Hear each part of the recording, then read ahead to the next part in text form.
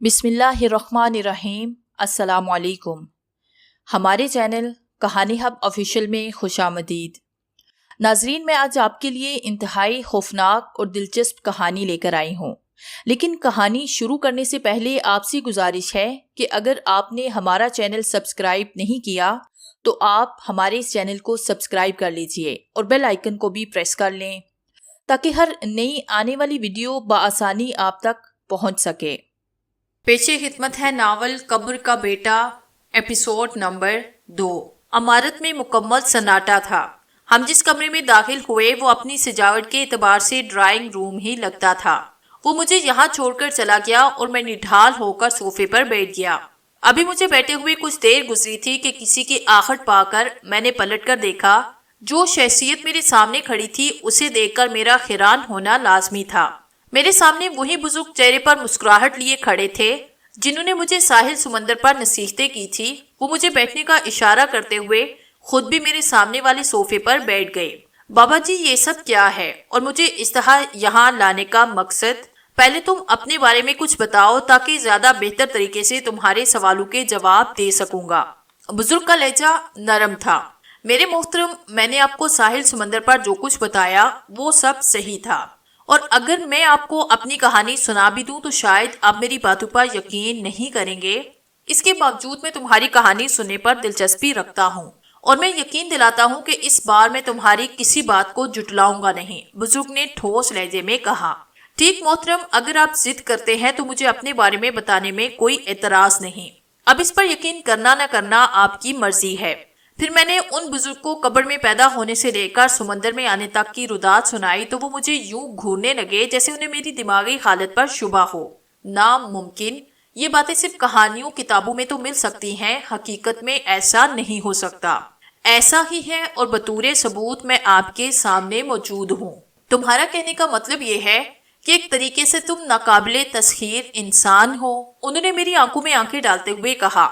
अब तक के हालात तो यही साबित करते हैं, लेकिन मैं अपने माजी के बारे में जानने के लिए बहुत बेचैन हूँ। मैंने तुम्हें अपने बारे में सब कुछ बताया, अब आप अपने बारे में बताना पसंद करेंगे? मैंने सोफे पर पहलू बदलते हुए पूछा। यूं समझ लो कि तुम्हें यहाँ तक पहुँचाने वाले मेरे तंजीम के आदमी हैं और मैं इस तंजीम चारागर का सरबराह हूँ और तुम्हें यहाँ पर पड़ोसी मुल्क का जासूस समझकर लाया गया था। हमारी इस तंजीम का असूल है कि हम इस सरे जमीन से गद्दारी करने वाले को कभी मुआफ नहीं करते। लेकिन तुम्हारी कहानी सुनने के बाद मैं तुम्हारी बात पर यकीन कर चुका हूँ, इसलिए अब तुम आजाद हो। अगर कहीं जाना चाहते हो तो जा सकते हो, अगर यहाँ रहना चाहते हो तो आजादी से रहो, घूमो फिरो, और अगर किसी चीज की जरूरत हो तो बता दो। उन्होंने नहायत ही शफकत से मुझसे पूछा।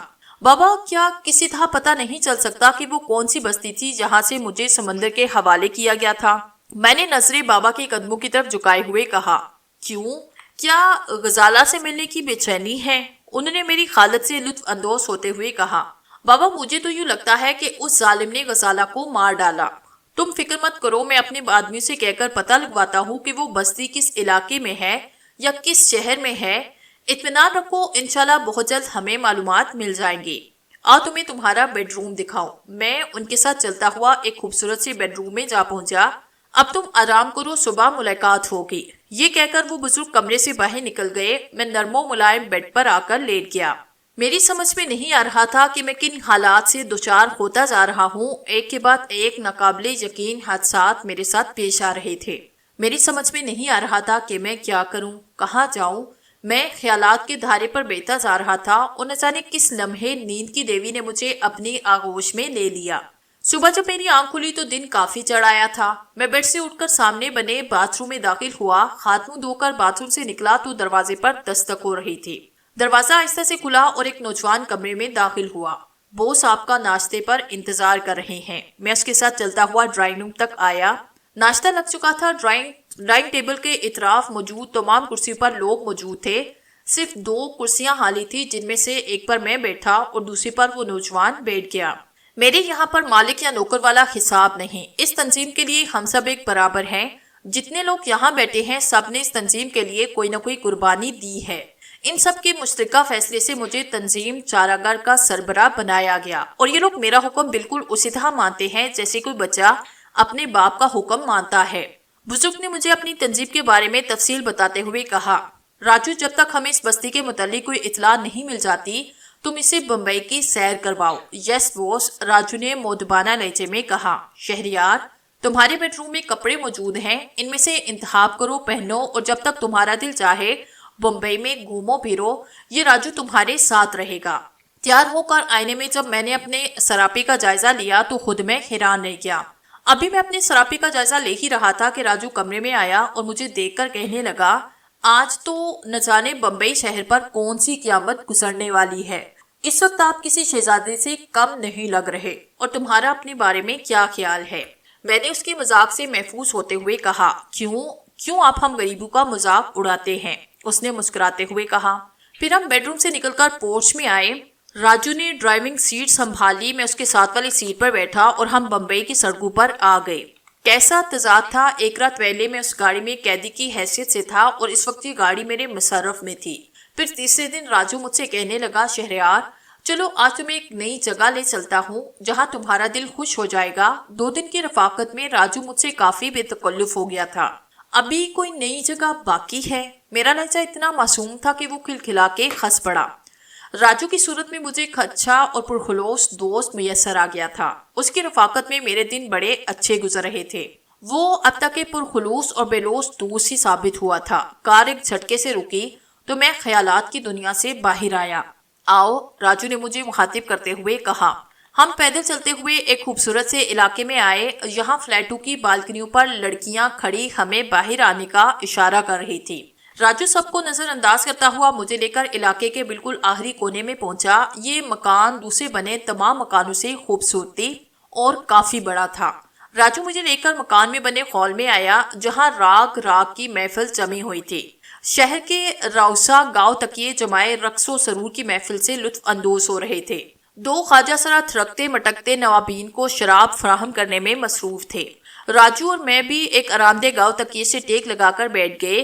हम तकरीबन 2-2.5 घंटे तक इस महफिल से लुत्फ अंदोज होते रहे। अभी मैं राजू से उठने के लिए कहने ही वाला था कि मैंने एक शख्स को हॉल में दाखिल होते देखा। इससे पहले उसके 4 बॉडीगार्ड हाथों में गन्ने लिए अंदर आए। वो अपने रख रखाव से इस शहर का कोई बहुत बड़ा रईस लगता था। उनके हॉल में दाखिल होते ही महफिल में खामोशी छा गई। उसने नजरें घुमाकर चारों तरफ देखा तो लोग उसके देखते ही उठ उठकर बाहर जाने लगे। राजू ने भी उठने की कोशिश की, लेकिन मैंने उसके हाथ पे हाथ रखकर उसे उठने से मना किया। वो मुझे खैरियत से यूं देखने लगा जैसे उसे मेरी दिमागी हालत पर शुबा हुआ हो। अब सिर्फ मैं और राजू थे। नवाब ने जेब से शराब की बोतल निकालते हुए राजू से कहा, क्यों बे राजू, क्या अपनी औकात भूल गया जो अब तक यहाँ बैठा है।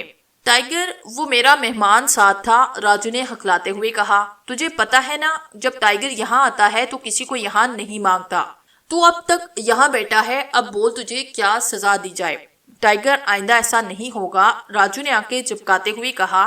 मेरी समझ में नहीं आ रहा था कि राजू इससे इतना खौफजदा क्यों है। विक्रम, टाइगर किसी खूनहार चीते की तरह चिल्लाया। इसकी लाश का तोहफा इसके बॉस के पास भिजवाओ ताकि लोगों का कोई आदमी आइंदा मेरे सामने ऐसी गुस्ताही ना करे। चारों बॉडी गार्ड्स में से एक राजू की तरफ बढ़ने लगा। जैसे ही वो राजू के करीब आया, मेरा दायां हाथ फिजा में लहराया और दूसरे हाथ से मैंने उसकी गन अपने कब्जे में ले ली। इससे पहले कि मैं उनसे कुछ समझता, मेरा हाथ एक बार फिर लहराया। गन का पिछला हिस्सा विक्रम की खोपड़ी पे पड़ा और वो कराहकर फर्श पर ढेर हो गया। उसके फर्श पर गिरते ही मैंने राजू पर छलांग लगाई और उसे गिरता हुआ दूर ले गया। अगर मुझे राजू पर छलांग लगाने में एक लम्हे की भी देर हो जाती तो टाइगर के दूसरे बॉडीगार्ड्स की गन से निकलने वाली गोलियां राजू के जिस्म में उतर चुकी होती। टाइगर, अपने आदमी से कहो कि गने फेंक दे, वरना दूसरी सूरत में तुम्हें जिंदगी से हाथ धोने पड़ेंगे। मैंने गन का रुख टाइगर की तरफ करते हुए कहा। इस हरकत का अंजाम जानते हो? टाइगर ने किसी खूनहार कुत्ते की तरह गराते हुए कहा। अंजाम की परवाह मैंने कभी नहीं की। जो कह रहा हूँ उस पर फौरन अमल करो, वरना तुम्हारी भलाई इसी में है कि ये गन मुझे दे दो और खामोशी से यहाँ से चले जाओ। तुम्हें मेरे या मेरे आदमी के हाथों कोई नुकसान नहीं पहुंचेगा। टाइगर ने अपना लहजा नरम करते हुए कहा। मैंने एक बॉडीगार्ड का निशाना लेकर फायर किया, वो वहीं ढेर हो गया। इस बेचारे ने तुम्हारी वफादारी में खुशहारी करने की कोशिश की। इसके बाकी दोनों बॉडीगार्ड भी सहम के उन्होंने हथियार कालीन पर फेंक दिए। राजू, हथियारों को उठाओ। मेरा लहजा इतना सख्त था कि राजू जैसा शख्स भी सहम गया।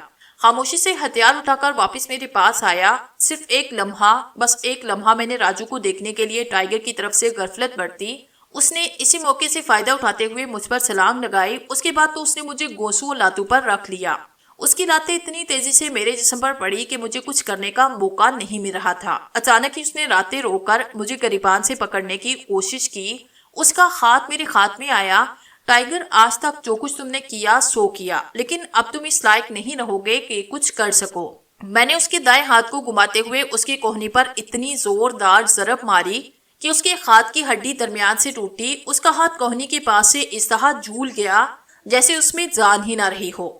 ابھی وہ دائیں ہاتھ کی تکلیف سے سنبھل نہ پایا تھا کہ میں نے بائیں ہاتھ کے ساتھ بھی وہی حشر کیا۔ ٹائیگر، اب کیا ارادہ ہے؟ کیا دونوں ٹانگیں بھی تڑوانی ہیں؟ میں نے حقارت سے اسے گھورتے ہوئے پوچھا۔ نہیں، خدا کے واسطے مجھے معاف کر دو، وہ ہذیانی انداز میں چلانے لگا۔ آئندہ اگر راجو کی طرف تمہارے کسی آدمی نے آنکھ اٹھا کر بھی دیکھا تو اس کا بھی عبرتناک انجام ہوگا، میں نے دھمکی آمیز لہجے میں کہا۔ نہیں، اب ایسا نہیں ہوگا، وہ گڑگڑایا۔ لیکن تم ہو کون؟ میں شیرو دادا ہوں۔ راجو مجھے یوں دیکھنے لگا جیسے میں انسان نہیں، کوئی مافوق الفطرت چیز ہوں۔ پھر اسلحہ تھامے ہم لوگ آ کر گاڑی میں بیٹھے۔ راجو نے ایک بار پھر ڈرائیونگ سیٹ سنبھالنے کی کوشش کی، مگر میں نے اس کو ایسا کرنے نہ دیا اور خود ڈرائیونگ سیٹ سنبھال لی۔ زندگی میں پہلی بار ڈرائیونگ سیٹ سنبھالی تھی، لیکن مایا ناز ڈرائیونگ کر رہا تھا۔ یہ تم بیوہ اٹو کی طرح کس بات کا سوگ منا رہے ہو؟ میں نے راجو کی خاموشی کو توڑا۔ میری بات سن کر وہ چونکا۔ شہریار، تم ٹائیگر کے بارے میں کچھ نہیں جانتے۔ سارا بمبئی اس سے ڈرتا ہے۔ بمبئی کے بڑے بڑے دادا لوگ اسے بتا دیتے ہیں۔ پولیس نے کبھی آج تک اس پر کبھی ہاتھ نہیں ڈالا۔ جس علاقے میں یہ رہتا ہے وہاں کے لوگ اس کا نام بھی اپنی زبان سے لیتے ہوئے ڈرتے ہیں۔ نہ جانے آج تک اس کے ہاتھوں کتنے خون ہو چکے۔ باس نے بھی کبھی اس سے براہ راست ٹکرانے کی جرت نہیں کی۔ اس نے اگر اپنا اثر و رسوخ استعمال کیا تو پوری بمبئی کی پولیس تمہارے پیچھے پڑ جائے گی۔ راجو نے خوفزدہ لہجے میں مجھے ٹائیگر کے بارے میں پوری تفصیل بتائی۔ اب تم یہ پریشان ہونا چھوڑو اور ٹائیگر کے بھوت کو ذہن سے اتارو۔ وہ ہمارا کچھ نہیں بگاڑ سکتا، اور یہ سوگ کا پردہ چہرے سے ہٹاؤ، پہلے والے راجو بن جاؤ۔ میرے جملے سے راجو کے چہرے پر مسکراہٹ بکھری تو میں نے اطمینان کا سانس لیا۔ کار کو عمارت کے پورچ میں لے جا کر بند کیا اور چلتے ہوئے ڈرائنگ روم میں پہنچے۔ بابا میٹنگ میں مصروف تھے۔ مجھے دیکھتے ہی ان کے چہرے پر مسکراہٹ بکھری۔ انہوں نے سامنے بیٹھے ہوئے شخص سے میرا تعارف کرواتے ہوئے کہا، شہریار، یہ ہماری تنظیم کی ایک شاخ جو کہ لندن میں ہے، اس کے سربراہ ہیں، اور یہ ہمارا مہمان شہریار ہے۔ بابا نے ہم دونوں کا آپس میں ایک دوسرے کا تعارف کرواتے ہوئے کہا۔ میں نے آگے بڑھ کر ان سے مصافحہ کیا۔ بابا ہماری طرف سے توجہ ہٹا کر جب راجو کو دیکھا تو اس کے چہرے سے مسکراہٹ غائب ہو گئی۔ اس کی جگہ سنجیدگی نے لے لی۔ کیا بات ہے راجو، تم کچھ پریشان دکھائی دے رہے ہو؟ بابا نے راجو کے چہرے کا بغور جائزہ لیتے ہوئے پوچھا۔ باس، وہ ٹائیگر، راجو ہکلایا۔ ٹائیگر کیا؟ بابا، دراصل ٹائیگر مجھ سے الجھ پڑا تھا، میں نے اس کے دونوں ہاتھ توڑ دیے۔ بیچارہ اب دادا گیری کرنے کے لائق نہیں رہے گا۔ بس اتنی سی بات تھی اس میں، یہ جو راجو اتنا پریشان ہے۔ میرا اندازہ ایسا تھا جیسے میرے لیے یہ کوئی معمولی بات ہو۔ میری بات سن کر وہ شخص جس کا تعارف ابھی بابا نے کرایا تھا صوفے سے اس طرح اچھل کھڑا ہوا جیسے اچانک صوفے میں سپرنگ نکل آئے ہوں۔ کیا تم نے ٹائیگر کے دونوں ہاتھ توڑ دیے؟ مجھے لگتا ہے تم نے بہت زیادہ پی لی۔ کیا ٹائیگر انسان نہیں؟ جب ٹائیگر انسان ہو کر لوگوں کے ہاتھ وہ توڑ سکتا ہے تو کیا میں انسان ہو کر اس کے ہاتھ نہیں توڑ سکتا؟ میں نے چپتے ہوئے لہجے میں اس سے پوچھا۔ ناممکن، میں نہیں مانتا۔ تم ہاتھ توڑنے کی بات کرتے ہو، میں کہتا ہوں کہ تم اس کے علاقے کے قریب سے بھی نہیں گزر سکتے، اس نے مجھے چیلنج کرنے والے انداز میں کہا۔ ٹھیک ہے، کل ہم وہاں پر ہی چلیں گے جہاں ٹائیگر کا علاقہ ہے۔ تم جو کچھ دیکھنا چاہتے ہو اپنی آنکھوں سے دیکھنا۔ بابا، کیا آپ بھی میری بات پر یقین نہیں کریں گے؟ میں نے بابا سے مخاطب ہوتے ہوئے پوچھا۔ میں تمہارے بارے میں بہت کچھ جانتا ہوں، اس لیے مجھے یقین ہے کہ تم نے جو کچھ کہا وہ صحیح ہے، انہوں نے اپنے محسوس انداز میں مسکراتے ہوئے کہا۔ دوسرے دن صبح ناشتے سے فارغ ہونے کے بعد میں نے راجو کو بلایا، گاڑی نکالنے کے لیے کہا۔ راجو میری ہدایت سن کر خاموشی سے باہر چلا گیا۔ میرے باہر نکلنے سے پہلے بابا نے میرے قریب آتے ہوئے کہا، میں بھی تم لوگوں کے ساتھ چلتا ہوں۔ بابا، کیا مجھے پسٹل مل سکتی ہے؟ صرف اپنی حفاظت کے لیے۔ انہوں نے کچھ لمحات سوچنے کے بعد اندر والے کمرے سے ایک پسٹل نکال کر میرے حوالے کیا۔ میں نے اسے حفاظت سے اپنی جیب کے اندر رکھا۔ ہم تینوں اگٹھے باہر نکل آئے۔ راجو نے ڈرائیونگ سیٹ سنبھال لی۔ میں راجو کے برابر والی سیٹ پر بیٹھا۔ بابا اور لندن چارہ گھر کا سربراہ پیچھے والی سیٹ پر بیٹھ گئے۔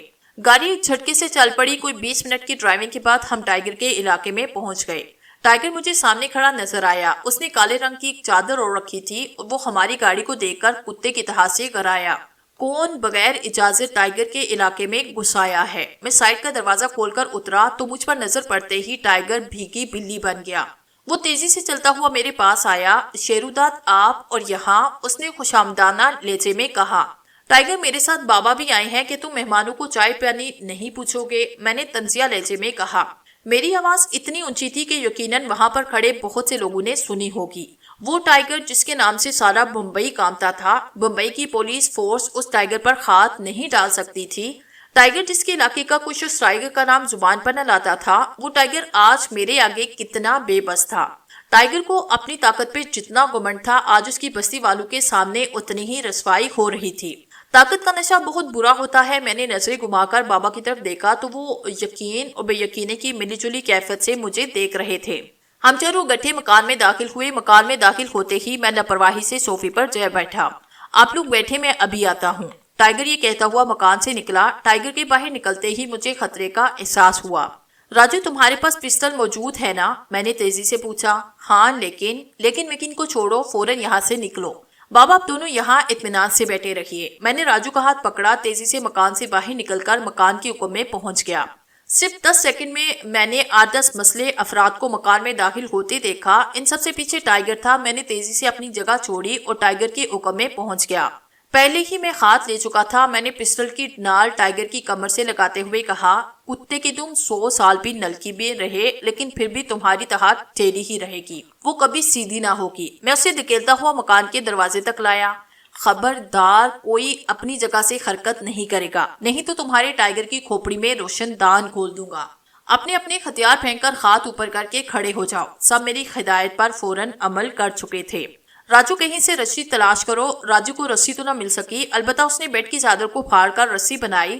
میں نے اسی رسی سے ٹائیگر کو باندھ کر صوفے پہ ڈالا۔ راجو اس کا خیال رکھنا، میں ابھی آتا ہوں۔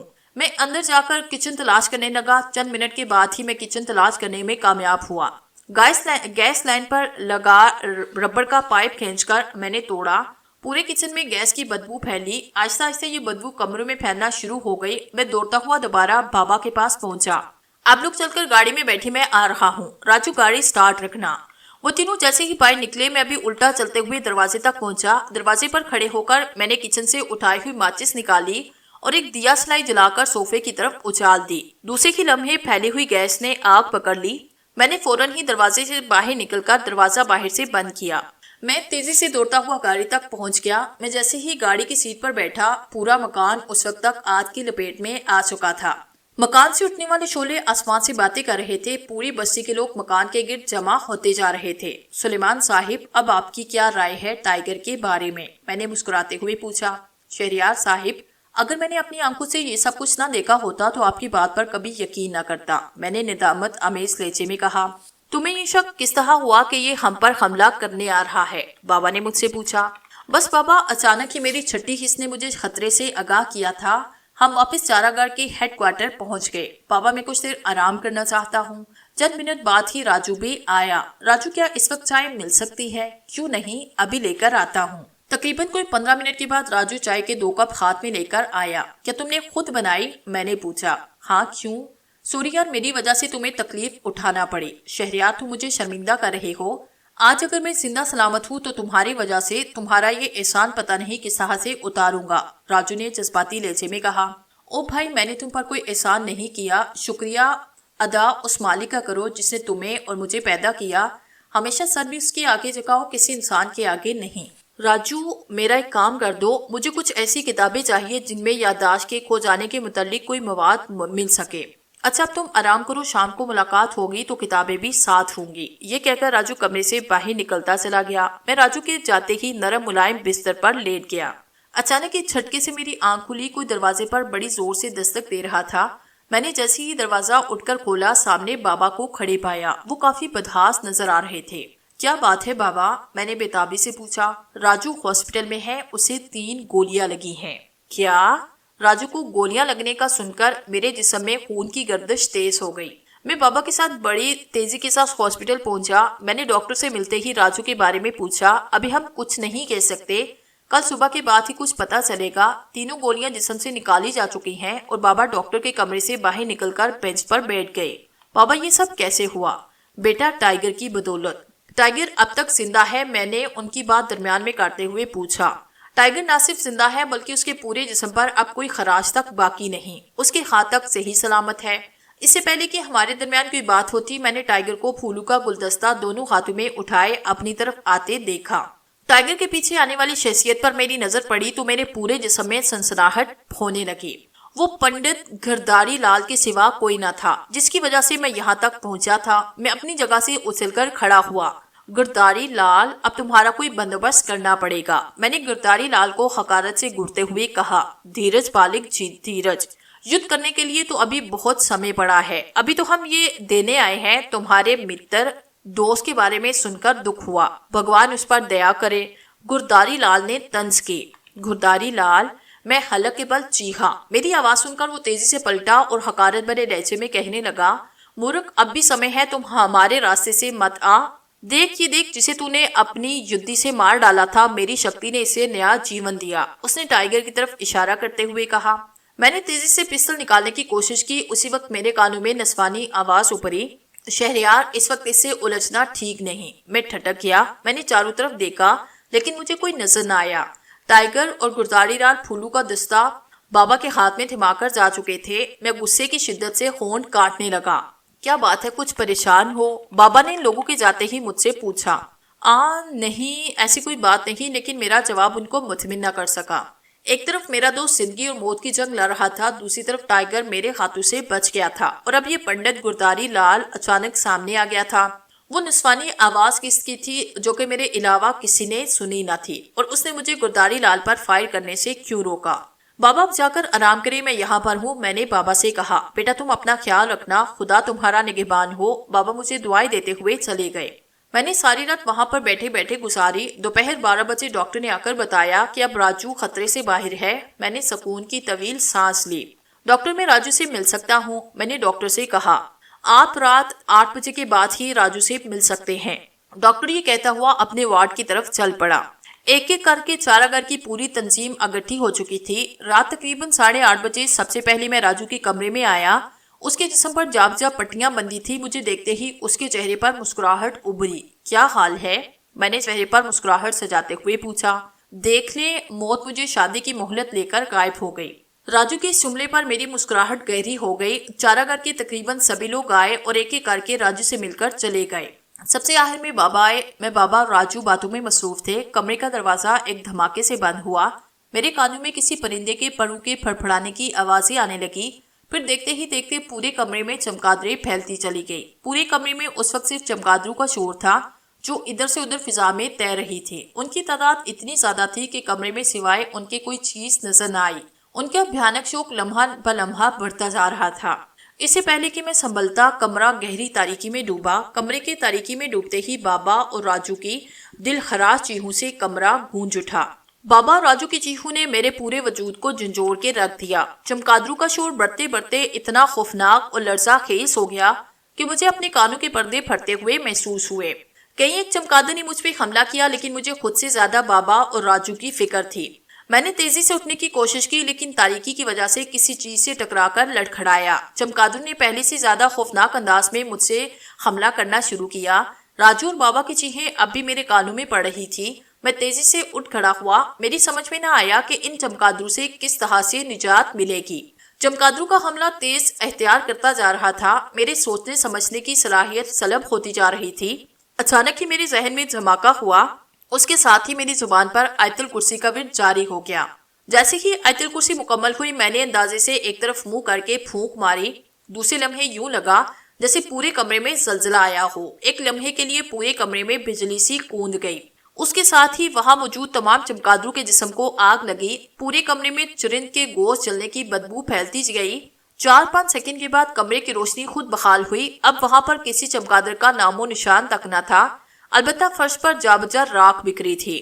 میں بابا اور راجو کی طرف متوجہ ہوا۔ ان دونوں کا حال بہت برا تھا۔ ان دونوں کے چہروں، ہاتھوں اور جسموں پر کئی خراشیں موجود تھی۔ جگہ جگہ پڑنے والی خراشوں سے اب بھی خون بہ رہا تھا۔ میں نے خدا کا شکر ادا کیا کہ دونوں میں سے کسی کی آنکھوں اور جان کو کوئی نقصان نہ پہنچا۔ مجھے یہ سمجھنے میں دیر نہ لگی تھی کہ یہ حرکت پنڈت گرداری لال کے سوا کسی اور کی ہو نہیں سکتی۔ میں نے اپنا جائزہ لیا۔ میرے کپڑے جگہ جگہ سے پھٹ چکے تھے، لیکن میرے چہرے یا جسم پر کوئی خراش تک نہ آئی۔ کیوں؟ آخر ایسا کیوں؟ میں یہ بات سمجھنے سے قاصر تھا۔ حالانکہ چمگادڑوں نے مجھ پر جا بجا حملے کیے، اس کے باوجود کوئی بھی خراش میرے جسم پر یا میرے چہرے پر نہ تھی۔ یوں لگ رہا تھا جیسے چمگادڑیں میرے قریب سے بھی نہ گزری ہوں۔ لیکن یہ غریب لوگ میری وجہ سے مصیبت میں پھنس گئے۔ ان غریبوں کا اس میں کیا قصور تھا جو کہ ان لوگوں کو ان بھیانک حادثات سے دوچار ہونا پڑا؟ میری ہی وجہ سے آج میرا دوست زندگی اور موت کی جنگ لڑ رہا ہے۔ میرا دھیان ایک بار پھر پنڈت گرداری لال کی طرف چلا گیا۔ میں غصے میں دانتوں سے اپنا نچلا ہونٹ کاٹنے لگا۔ بیٹا یہ سب کیا تھا؟ بابا نے کراہتے ہوئے پوچھا۔ تکلیف و پریشانی کے آثار اب بھی ان کے چہرے پر نمایاں تھے۔ بابا، ہمارے دشمن اب ہمارے خلاف شیطانی قوتوں کو استعمال کر رہے ہیں، میں نے غصے سے ہونٹ کاٹتے ہوئے جواب دیا۔ اب مجھے اس پنڈت گرداری لال کا کوئی نہ کوئی بندوبست کرنا پڑے گا۔ میں نے ایک بار پھر آیت الکرسی پڑھ کر بابا اور راجو کے گرد حصار قائم کیا اور خود ڈاکٹر کو بلانے کے لیے کمرے سے باہر نکل آیا۔ لیکن میری سمجھ میں نہیں آ رہا تھا کہ میں راجو اور بابا کے چہرے پر پڑنے والی خراشوں کے بارے میں ڈاکٹر کو کیا بتاؤں گا۔ وہ یہی سوال کرے گا کہ یہ خراشیں کس طرح سے پڑی ہیں، تو میرے پاس ان کے سوال کا کوئی جواب نہ ہوگا۔ اگر میں سچ بتاتا تو کیا ڈاکٹر میری بات پر یقین کرے گا؟ کچھ بھی ہو، ان لوگوں کے زخموں کا علاج بھی تو ضروری تھا۔ یہی سب کچھ سوچتا ہوا میں ڈاکٹر کے کمرے میں جا پہنچا۔ مجھے دیکھ کر ڈاکٹر مسکرایا۔ کیا حال ہے آپ کے دوست کے؟ اس نے مسکراتے ہوئے پوچھا۔ ڈاکٹر صاحب، آپ ذرا میرے ساتھ راجو کے کمرے تک چلیں گے؟ میں نے ڈاکٹر کے چہرے پر نظریں جماتے ہوئے کہا۔ کیوں، خیریت تو ہے نا؟ اس نے کرسی سے اٹھتے ہوئے مجھ سے پوچھا۔ ہاں چلے تو صحیح پلیز ڈاکٹر، میں نے التجائی لہجے میں اس سے کہا۔ وہ میرے ساتھ چلتا ہوا راجو کے کمرے تک آیا۔ راجو کے کمرے کے باہر کھڑے ہو کر اس نے 1 منٹ تک کچھ سوچا، پھر سر ہلا کر اندر آیا جیسے کوئی بات اچانک اس کی سمجھ میں آ گئی ہو۔ کمرے میں داخل ہوتے ہی جب اس کی نظر راجو اور بابا پر پڑی تو وہ یوں اچھلا جیسے اچانک ہی اسے کسی بچھو نے ڈھنک مار لیا ہو۔ یہ سب کچھ کس طرح سے ہوا؟ ڈاکٹر نے ہکلاتے ہوئے پوچھا۔ ڈاکٹر، اگر ہم تمہیں بھی بتا دیں تو شاید تم ہماری بات کا یقین نہ کرو گے، میں نے کاٹدار لہجے میں کہا۔ ڈاکٹر کو شاید میرا لہجہ برا لگا، اس لیے وہ مجھے صرف گور کر رہ گیا۔ آپ کی بات پر یقین کرنا نہ کرنا بات کی بات ہے، لیکن میں پھر بھی وجہ ضرور جاننا چاہوں گا، ڈاکٹر نے مجھے گورتے ہوئے کہا۔ میں نے پھر تمام تفصیل ڈاکٹر کو بتائی کہ کس طرح سے چمگادڑوں نے حملہ کیا تھا۔ اپنی ذات کے بارے میں نے کچھ نہیں بتایا۔ ڈاکٹر میری بات سن کر مجھے یوں دیکھنے لگا جیسے کہ اسے میری دماغی حالت پر شبہ ہو۔ ڈاکٹر، میں نے پہلے ہی کہا تھا کہ تم میری بات سن کر یقین نہیں کرو گے، لیکن کیا تم اس راک کی حقیقت کو ٹھکرا سکتے ہو؟ میں نے فرش پر بکھری ہوئی راک ڈاکٹر کی آنکھوں کے سامنے نچاتے ہوئے کہا۔ چند لمحے تو وہ میرے ہاتھ میں بکھری ہوئی راک کو بڑے غور سے دیکھتا رہا۔ اس کے بعد میز پر رکھے رف پیڈ میں سے ایک کاغذ پھاڑ کر میرے ہاتھ سے لی ہوئی راک اس کاغذ میں باندھ کر اس نے جیب میں رکھی۔ میں اس کی اس حرکت کو خاموشی سے دیکھتا رہا۔ ڈاکٹر نے پڑیا کو جیب میں رکھنے کے بعد راجو اور بابا کی طرف متوجہ ہوا۔ کئی منٹ تک تو وہ ان دونوں کے زخموں کا جائزہ لیتا رہا، پھر اس نے میز پر رکھے انٹرکام کو اٹھا کر کسی کو کوئی ہدایت کی جو کہ میں دور ہونے کی وجہ سے سن نہ سکا۔ کوئی 4-5 منٹ کے بعد ہی ایک خوبصورت سی نرس ہاتھوں میں اسٹیل کی ٹرے کی ساحت کی کوئی چیز اٹھائے ہوئے اندر داخل ہوئی۔ اس ٹرے میں مختلف قسم کی ادویات اور مرہم کی ٹیوبیں موجود تھی۔ جیسے ہی نرس ڈاکٹر کے پاس پہنچی، ڈاکٹر تیزی سے اپنے کام میں مصروف ہو گیا۔ وہ کسی ماہر ڈاکٹر کی طرح سے ان کے زخموں کو صاف کرتا جا رہا تھا اور ان پر مرہم لگا رہا تھا۔ کوئی آدھے گھنٹے تک ڈاکٹر انمناک سے اپنے کام میں مصروف رہا اور میں بغور اس کی ایک ایک حرکت کا جائزہ لیتا رہا، مگر وہ میری طرف سے بے نیاز اپنے کام میں مصروف رہا۔ راجو کے آخری زخم پر مرہم لگاتے ہوئے ڈاکٹر کہنے لگا، شکر کریں کہ انہوں نے زیادہ اچھل کود کرنے کی کوشش نہیں کی، نہیں تو کسی بھی لمحے ان کو اپنی جان سے ہاتھ دھونے پڑ سکتے تھے۔ ڈاکٹر، میں اتنی جلدی مرنے والا نہیں، راجو نے مسکراتے ہوئے کہا۔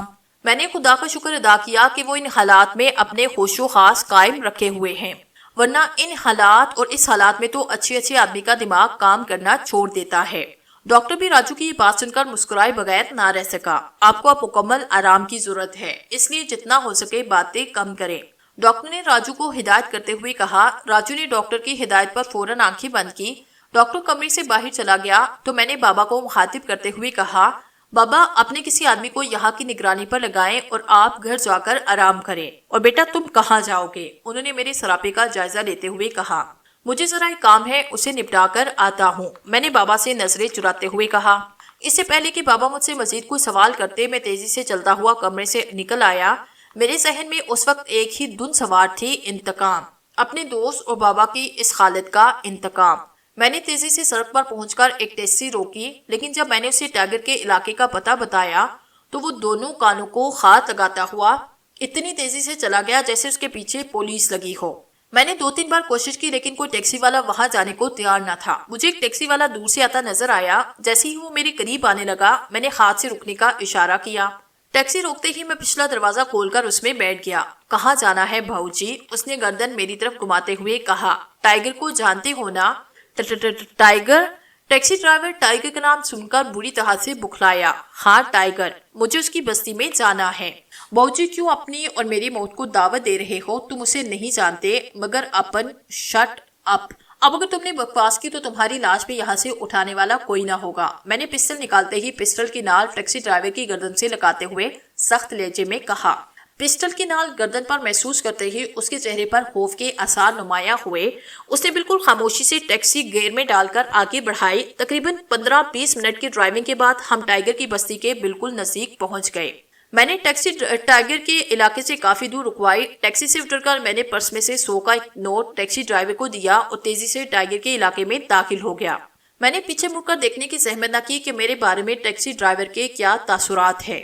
ٹائیگر، میں بستی میں داخل ہوتے ہی اس طرح سے گر جا تھا کہ پوری بستی میری طرف متوجہ ہو گئی۔ 3 آدمی گھنے لیے میری طرف بڑھے۔ کون ہو تم؟ ٹائیگر کہاں ہے؟ دوسرا آدمی تیزی سے میری طرف بڑھنے لگا۔ میرے قریب آنے سے پہلے ہی میری پسٹل نے شعلہ اگرا اور وہ دھمکی آواز کے ساتھ زمین پر ڈھیر ہو گیا۔ اس کے زمین پر ڈھیر ہوتے ہی میں نے تیزی سے اپنی جگہ چھوڑی۔ اگر مجھے ایک لمحے کی بھی دیر ہو جاتی تو نہ جانے کتنی گولیاں میرے جسم کو چھو چکی ہوتی۔ میں نے تیزی سے پلٹ کر فائر مارا۔ گولی ٹھیک اس کے دل کے پاس لگی تھی۔ تیسرے آدمی نے بھاگنے کی کوشش کی، لیکن میں اسے بھاگنے کا کوئی موقع دینا نہیں چاہتا تھا۔ میں نے ایک ہی جس میں اسے جا لیا۔ ہاں اب تم بتاتے ہو ٹائیگر کہاں ہے یا؟ میں نے پسٹل اس کی کمپٹی سے لگاتے ہوئے کہا۔ نہیں چاہے تو میری جان بھی لے لو، میں نہیں بتاؤں گا، اس نے مجھے حقارت سے گھورتے ہوئے کہا۔ میں نے جنونی انداز میں اس کے گھٹنے پر فائر مارا۔ بتاؤ ٹائیگر کہاں ہے؟ اس کے ساتھ ہی میں نے دوسرا فائر اس کے گھٹنے پہ کیا۔ اس کے دل خراش چیخوں سے پوری بستی گونج اٹھی۔ بتاؤ ورنہ میں بالکل وحشی بن چکا تھا۔ میرا انداز اتنا جارحانہ ہو گیا تھا۔ بتاتے ہو یا؟ میں نے جملہ دانستہ ادھورا چھوڑا۔ وہ پنڈت گھرداری لال کے ساتھ گیا ہوا ہے، اس نے اٹک کر بتایا۔ کہاں گیا ہوا ہے؟ میں نے پسٹل اس کے ہاتھوں میں گھماتے ہوئے پوچھا۔ یہ تو مجھے پتا نہیں خاں، میں نے ان کی باتیں سنی تھی۔ وہ لوگ کسی چارہ گھر کے ہیڈ کوارٹر کی بات کر رہے تھے۔ کیا کہہ رہے تھے وہ چارہ گھر کی ہیڈ کوارٹر کے متعلق؟ میں نے تیز لہجے میں پوچھا۔ یہ تو مجھے پتا نہیں۔ تم یہاں ٹائیگر کے پاس نئے آئے ہو نا؟ میں نے کھڑے ہوتے ہوئے پوچھا۔ ہاں صرف 3 دن ہوئے ہیں، اس نے کراتے ہوئے کہا۔ میں تمہیں اس لیے زندہ چھوڑ رہا ہوں کہ تم نے میرے ساتھ تعاون کیا۔ اس کے ساتھ ہی میں تیزی سے دوڑتا ہوا بستی سے باہر نکلا۔ میں جلد سے جلد چارہ گھر کے ہی کوارٹر پہنچ جانا چاہتا تھا۔ اتنی جلدی کرنے کے باوجود مجھے چارہ گھر کے ہیڈ کوارٹر پہنچنے میں 40 منٹ ضائع ہوئے۔ میں جیسے ہی چارہ گھر کے ہیڈ کوارٹر کے پاس پہنچا تو پورا چارہ گھر ہیڈ کوارٹر کھندرات میں تبدیل ہو چکا تھا۔ وہاں اس قدر رش تھا کہ میرا وہاں تک پہنچنا مشکل ہی نہیں ناممکن تھا۔ بابا کی موت کا تصور کر کے میری آنکھوں سے آنسو کا سیلاب امڑ آیا۔ مجھے یوں لگ رہا تھا جیسے ان سب کا قاتل میں ہوں۔ جو کچھ بھی ہوا میری وجہ سے ہوا۔ ہاں میں ہوں ان سب کا قاتل، میں ہوں ان سب کی موت کا ذمہ دار۔ میں خسیانی انداز میں چیخنے لگا۔ ٹیکسی ڈرائیور بکھلا کر مجھے دیکھنے لگا۔ نہیں کچھ بھی نہیں ہوا، میں نے ٹیکسی ڈرائیور کو پیسے دیتے ہوئے کہا اور ٹیکسی سے نیچے اتر آیا۔ میری حالت اس وقت دیوانوں جیسی تھی۔ میرا دل چاہ رہا تھا کہ اپنے بال نوچ ڈالوں اور گریبان پھاڑ کر سڑکوں پر نکل جاؤں۔ میں نڈال قدموں سے فٹ پاتھ پر چل رہا تھا۔ میری سمجھ میں نہیں آ رہا تھا کہ کہاں جاؤں اور کیا کروں۔ مجھے میری دشمنوں نے بابا کے سائے سے محروم کر دیا۔ آج میں ایک بار پھر یتیم ہو گیا۔ میں راجو کے پاس کیا منہ لے کر جاتا؟ اسے بھی بابا سے بے پناہ محبت تھی۔ میں اسے بابا کی موت کی خبر کس طرح سے دوں گا؟ اتنی ہمت اپنے اندر کہاں سے لاؤں گا؟ میں جو یہ سب کچھ سوچتا ہوا ایک بار پھر ٹیکسی سٹینڈ تک پہنچا۔ 10 منٹ کے بعد ہی میں ہاسپٹل کے گیٹ میں داخل ہو رہا تھا۔ جب میں راجو کے کمرے میں داخل ہوا تو اس نے مسکرا کر میرا استقبال کیا۔ کتنے سکون میں ہے یہ اس وقت۔ میں اس وقت اس کو بابا کے بارے میں بتا دوں اور اس کا سکون درہم برہم کر دوں۔ میں سوچ رہا تھا مجھے کیا کرنا چاہیے۔ کیا بات ہے شہریار کچھ پریشان ہو؟ راجو نے اپنے محسوس انداز میں مسکراتے ہوئے کہا۔ راجو وہ… اس سے پہلے کہ میں اپنا جملہ مکمل کرتا کمرے کا دروازہ کھلا اور بابا مسکراتے ہوئے اندر آئے۔ بابا کو دیکھ کر میں یوں اچھل پڑا جیسے کہ اچانک میرے پاؤں کے نیچے سے سپرنگ نکل آئی ہوں۔ بابا آپ حیات ہیں؟ خوشی کے مارے میری زبان سے الفاظ ادا نہیں ہو رہے تھے۔ ہاں بیٹا، ہم مسلمانوں کا عقیدہ ہے کہ مارنے والے سے بچانے والا بڑا ہے، اور جس وقت عمارت میں دھماکہ ہوا اس وقت عمارت میں ہمارا صرف ایک ہی آدمی تھا۔ میری آنکھوں سے ایک بار پھر آنسو نکلے۔ میں دوڑتا ہوا بابا کے سینے سے لگا۔ نہ جانے کتنی دیر تک میں بابا کے سینے سے لگ کر آنسو بہاتا رہا۔